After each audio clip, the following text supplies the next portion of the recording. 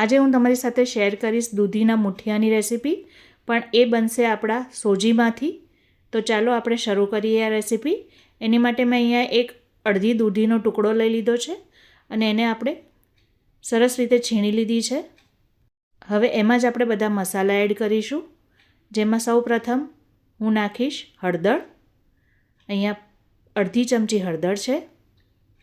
પછી એમાં એડ કરીશું 1 થી 2 ટેબલ સ્પૂન જેટલું લાલ મરચું,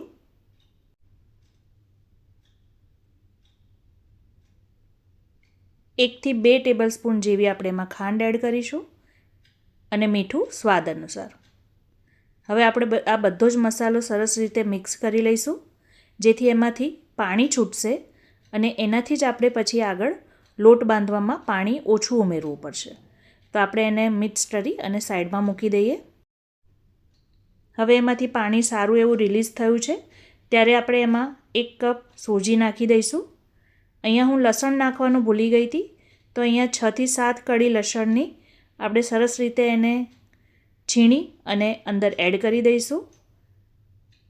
જેટલી સોજી છે એનાથી થોડુંક જ ઓછું, એટલે 1 કપ સોજી હતી તો મેં અહીંયા 1/4 કપ જેટલું દહીં લીધું છે.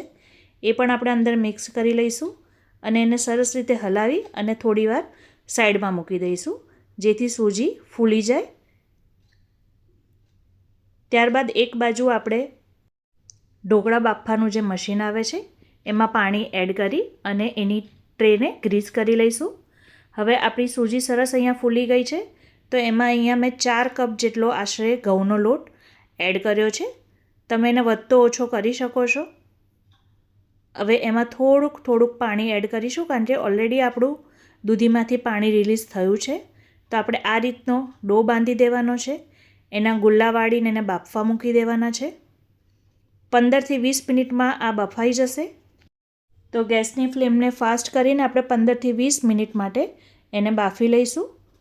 પછી ચેક કરીશું, ત્યારે જુઓ ચપ્પુમાં આ રીતનું કટ મારવાથી એ જરાય ચપ્પુને ચોંટતા નથી, એટલે એનો મતલબ કે આ બફાઈ ગયા છે.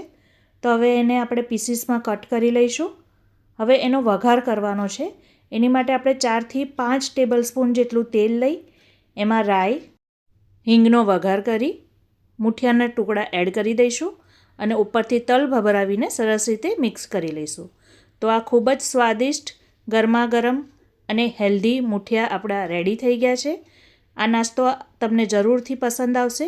એકવાર ચોક્કસ ટ્રાય કરશો અને મને કમેન્ટ કરીને જરૂર કહેજો કે તમને આ સોજીથી બનાવેલા દૂધીના મુઠિયા કેવા લાગ્યા.